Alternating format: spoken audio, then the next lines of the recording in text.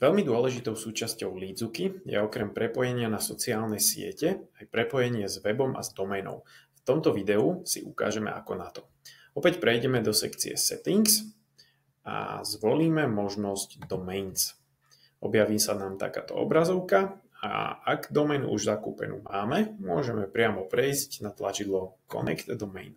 V tomto bode máme na výber rôzne možnosti, ktoré k doméne chceme priradiť.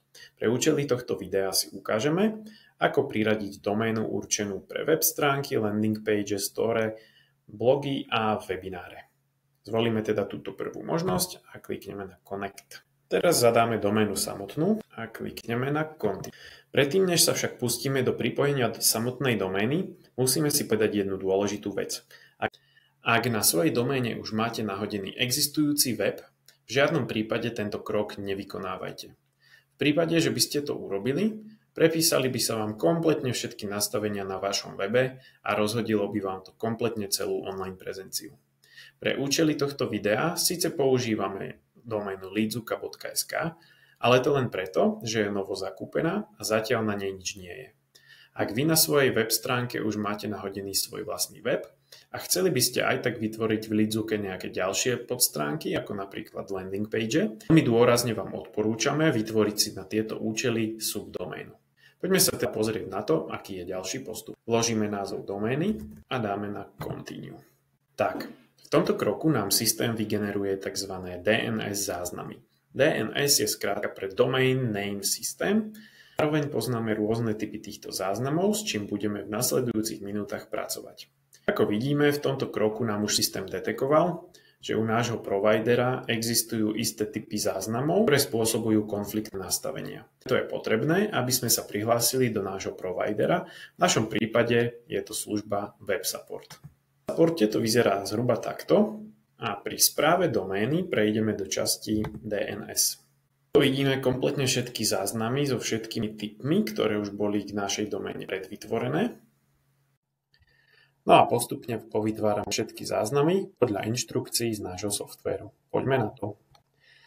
Náš prvý záznam je typu A, budeme vytvárať host zavináč, zároveň doplníme túto požadovanú hodnotu, ktorú si hneď môžeme skopírovať. Prejdeme do web supportu, vyberieme záznam typu A, vytvoriť pre adresu zavináč s cieľovou IP adresou, vložíme hodnotu, ktorú nám systém vygeneroval. DNS záznam bol úspešne vytvorený.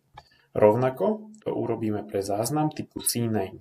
Tu bude host www a hodnotu si opäť skopírujeme. Prejdeme teda do sekcie záznamov DNS. Vytvoriť nový záznam. Bol to záznam typu CNAME. Nájdeme si ho tuto v zozname. Pre adresu www, cieľová adresa, skopírujeme hodnotu. Uložíme zmeny.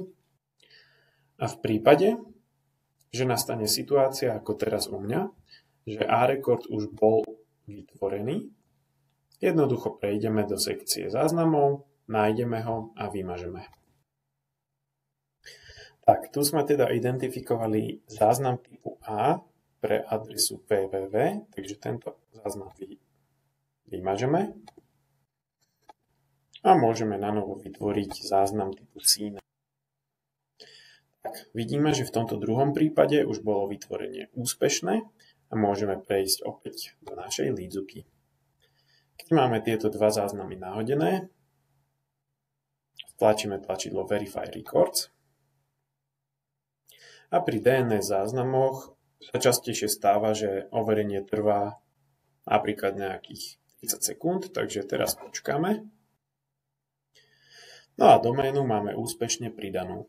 V ďalšom kroku môžeme ešte vybrať, ktorý typ stránok chceme pre doménu pripojiť, takže pre účely tohto videa môžeme vybrať jednoducho túto preddefinovanú hodnotu, ktorú tu máme. Proceed to finish. Tak a to je všetko. Doménu máme úspešne pripojenú. Môžeme pokračovať v ďalšej práci. Ďakujem a čaute.